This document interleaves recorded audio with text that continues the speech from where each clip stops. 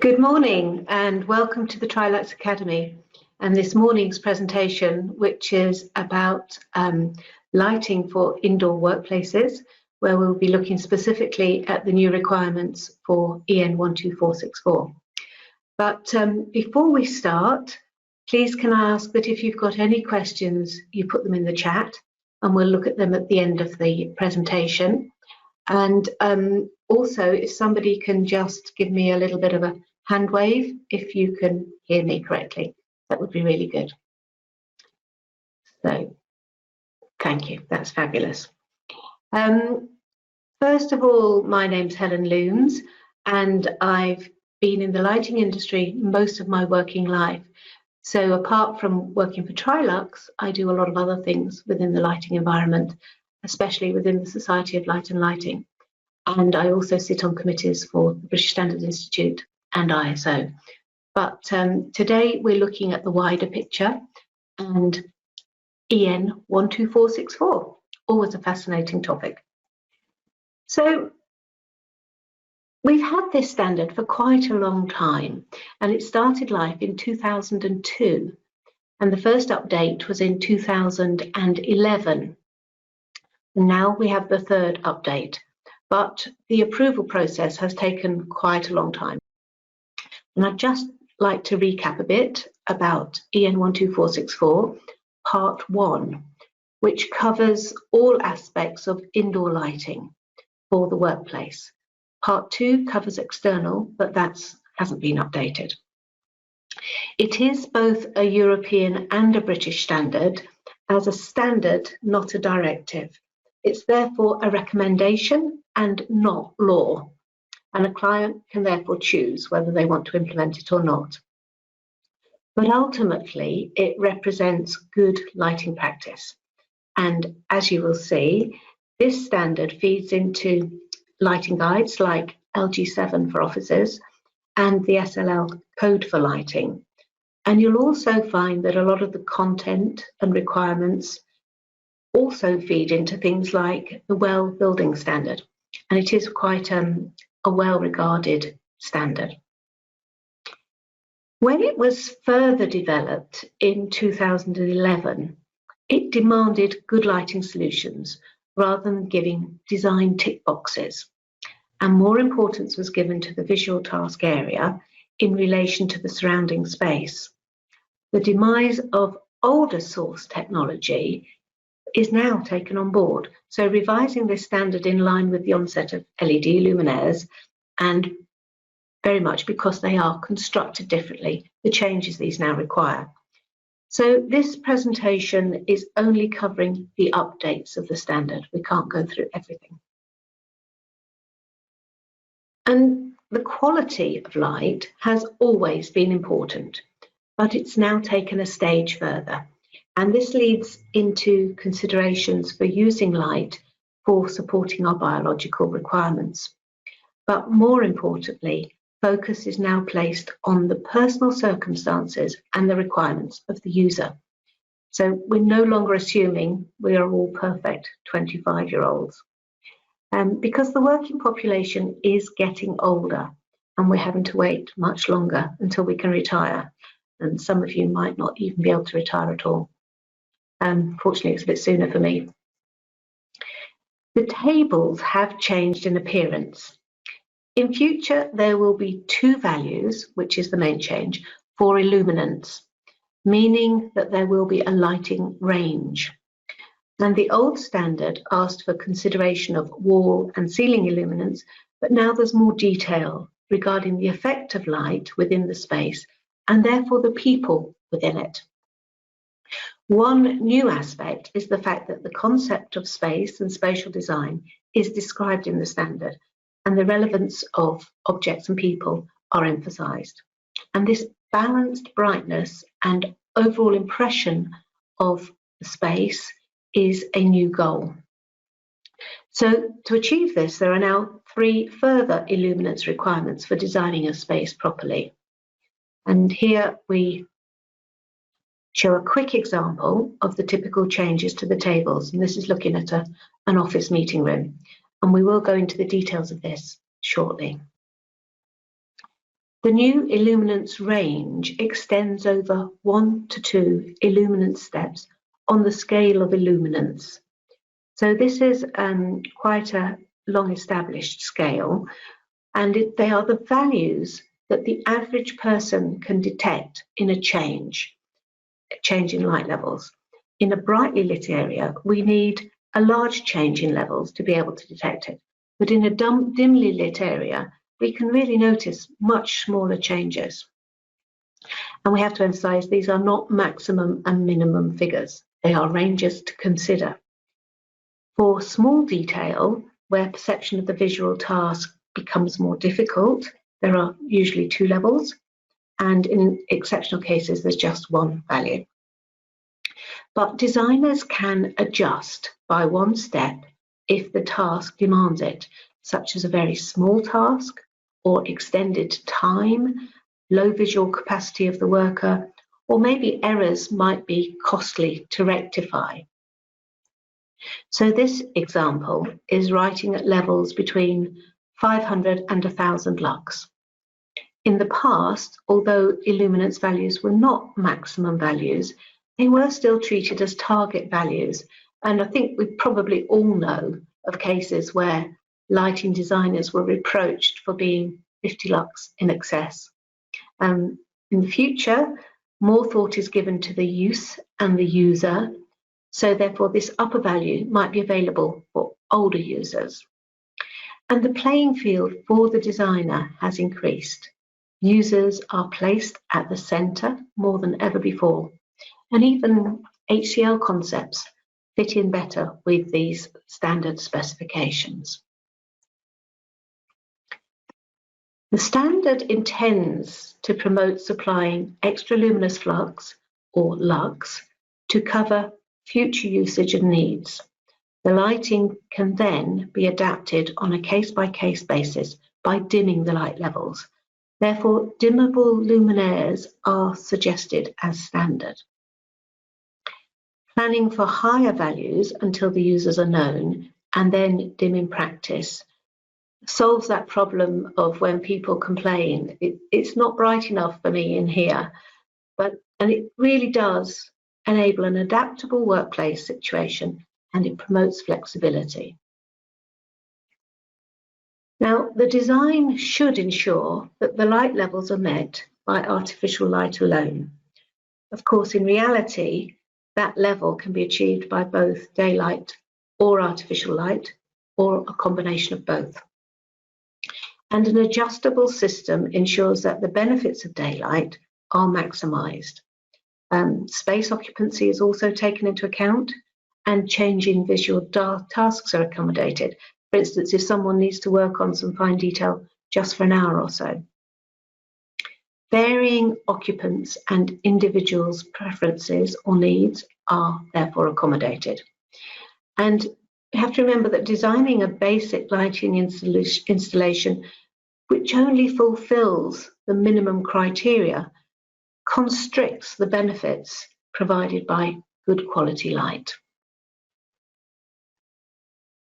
Now, the term circadian lighting, or HCL, refers to lighting applications which focus on human well-being in a particular way, and awareness of the influence of light on health and well-being of people has increasingly developed due to the impact of new and now quite far-reaching findings from intense research activity.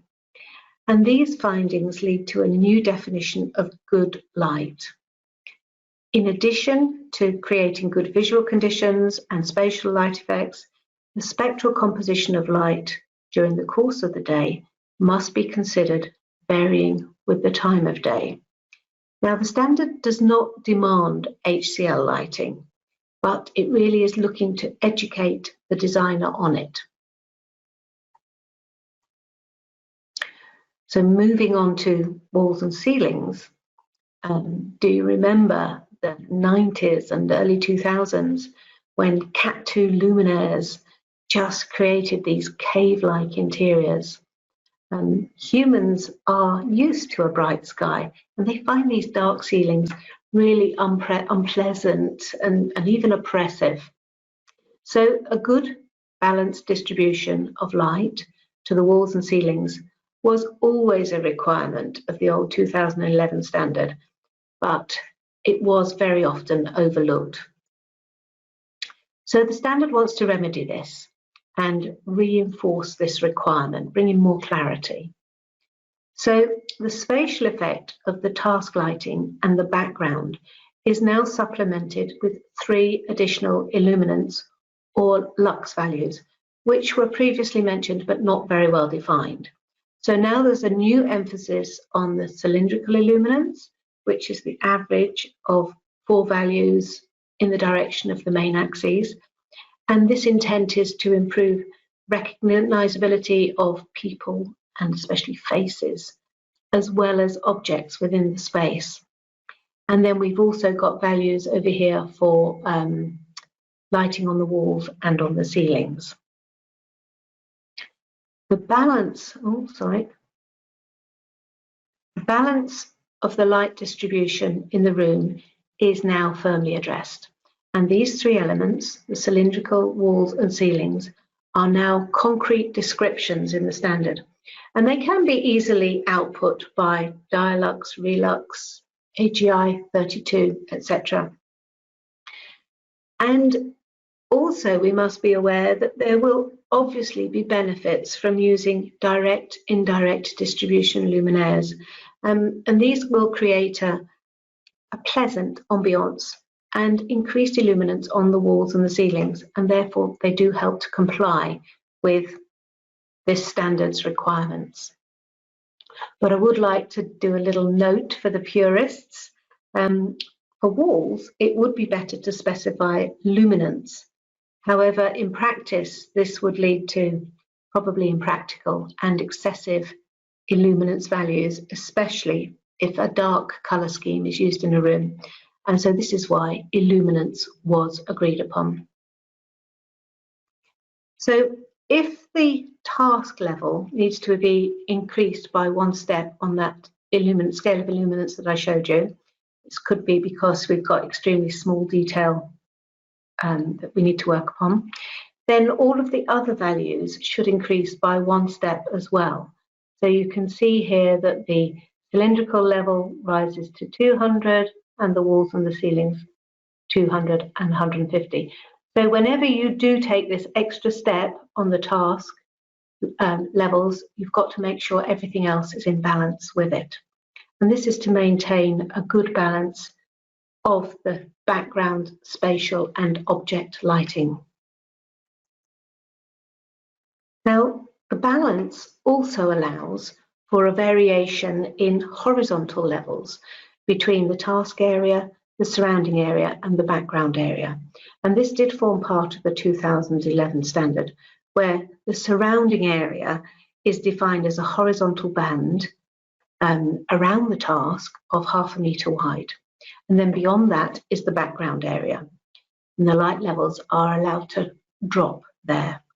For instance, if the task is 500 lux, the immediate surrounding area can be 300 lux for a distance of 0.5 meter. And then the background area, which is usually circulation space, can drop down to 33% of the surrounding area. And this really careful application of light can result in very high energy savings. But more than that, it also creates a visually interesting space. And the size and the position of the background area should be stated and documented.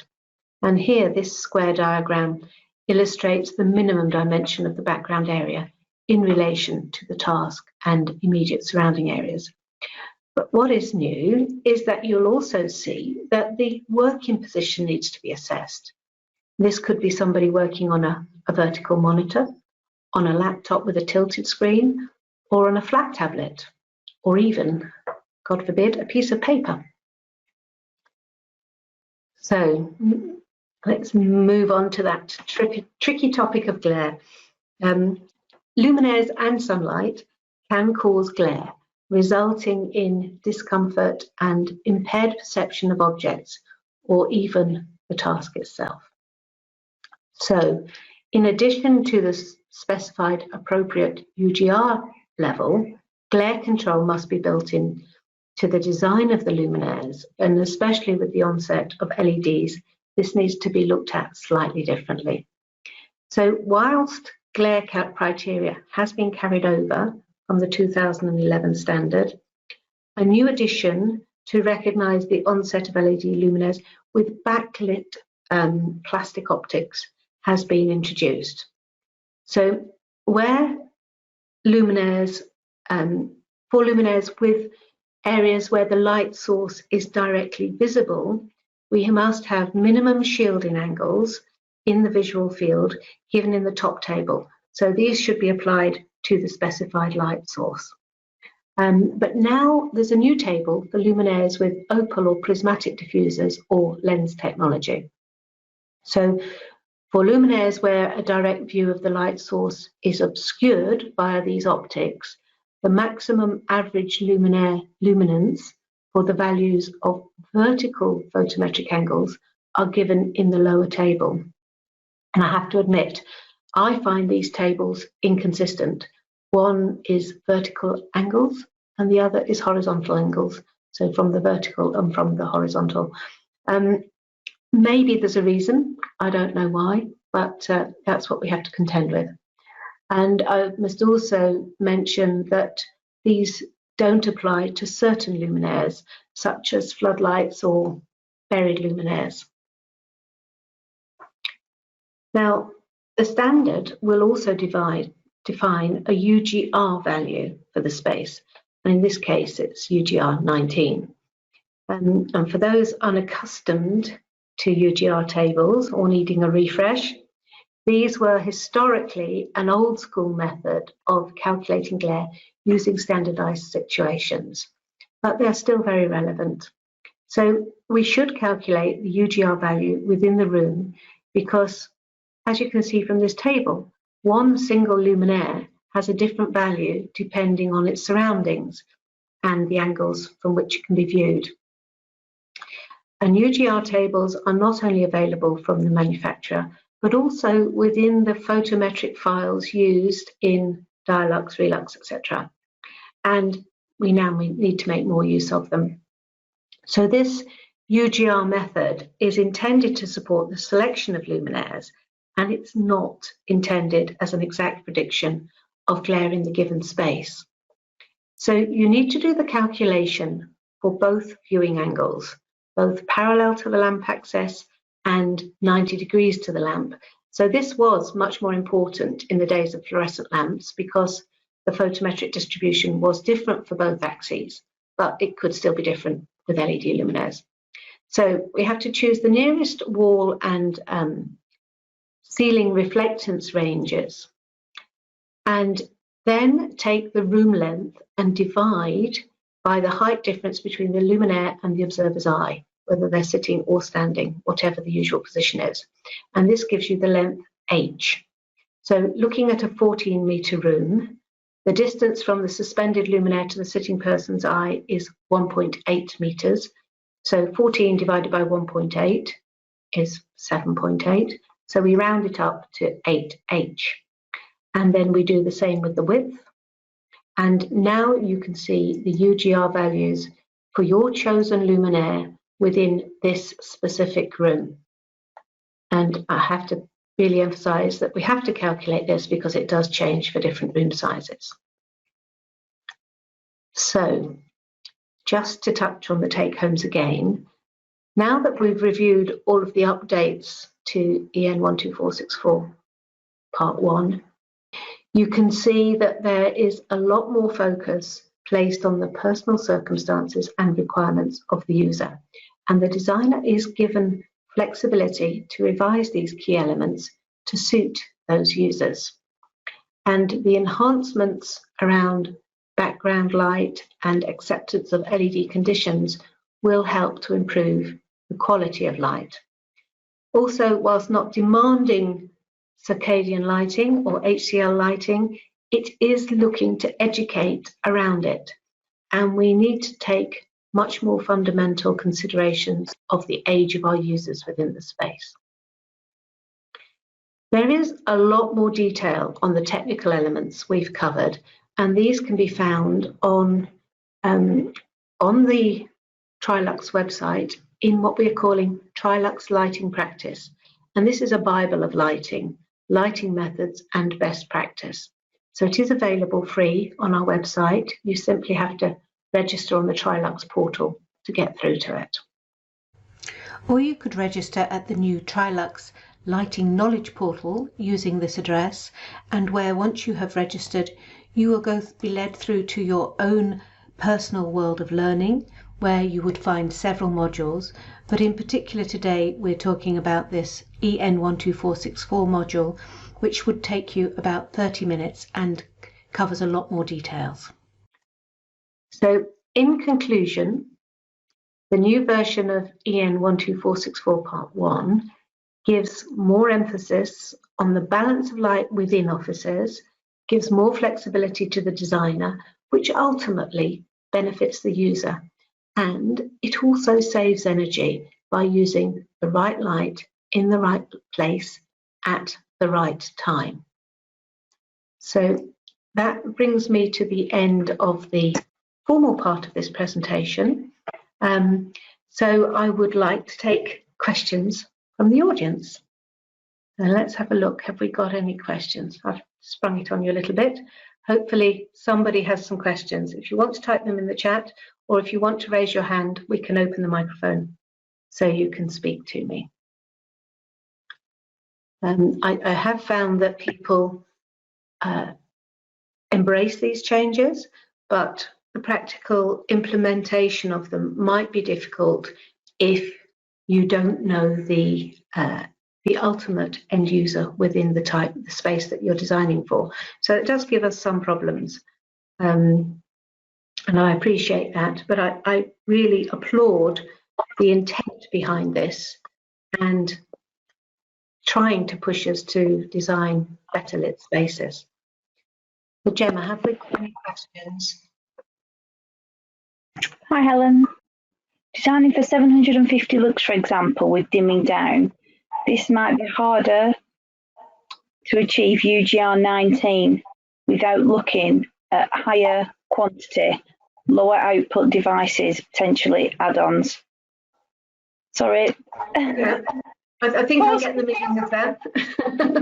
and I agree. I mean, if we're having brighter luminaires, it does give more of a glare issue, but it might mean that we have to use more luminaires with lower output, or if we are using a more balanced distribution from direct indirect type luminaires, again, you would get away from that glare issue. So I do agree that if you have a higher output luminaire, you have to consider the glare. But good quality luminaires will be able to regulate that output in a way that it's not too glary. So yeah, it's another issue we have to think of, but it does mean that we get that adaptability and flexibility that probably older users do require. And I know from personal experience, as you get older, you really do need higher light levels. I'd have to say it's also probably fairly unusual that we're designing to 750 lux, but in some cases, yes, it will be required. So I hope that answered the question. Any more? Yep. How would you recommend balancing the requirements for lighting to the ceiling with the increasing use of exposed surfaces, which you might not want to highlight? That's from Hannah. Okay, this is another difficult question. We have a lot of exposed ceilings that are quite often black. So putting light on the ceiling is pointless because the black ceiling won't reflect it. And this is where we need to work closer with interior designers. I've seen some fabulous schemes where there is a suspended raft, a white suspended raft under the exposed ceiling, which the luminaires can then be used to reflect onto. And it really does help the space. It really lifts the light levels in the space. So yeah, black exposed ceilings are a big problem, but it also means that we think about this problem and try to create a better lit interior within that space, because those black exposed ceilings do create an atmosphere that a lot of people don't like. So if we can have some brightness, it could be, it doesn't have to be completely over the whole ceiling. It could be in certain areas. Again, we do like variation. And then also making sure that the walls are well lit as well. So yeah, we're never going to find the perfect situation, but what I do like about the changes to EN 12464 is that these things are brought to the fore and we have to think about them a little bit more. So, and also we have to educate all the other teams within the built environment so that they understand that putting an exposed black ceiling is not a great work environment for most people. So I hope that answers that question. Anything else? Yep. How can you apply a balanced lit space with adaptive motion sensors in a shared space with the advancements with new technologies for lighting controls, especially for the elderly? Okay. Again, this is another one where you have to think deeply about it. For me, if you've got your ceilings and your walls well lit, it doesn't matter too much if certain areas are switching off when there's nobody there. So if you've got a big open plan space with a lot of people, I would make sure that you had separate, probably asymmetric wall lighting, which does not switch off when there are no people there.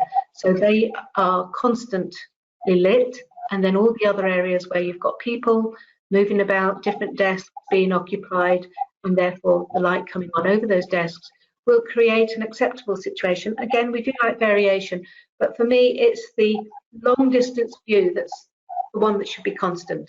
So if you're looking up from your desk and you can see the end wall is lit and the ceiling's lit to a certain extent, but it's the verticals that are the most important.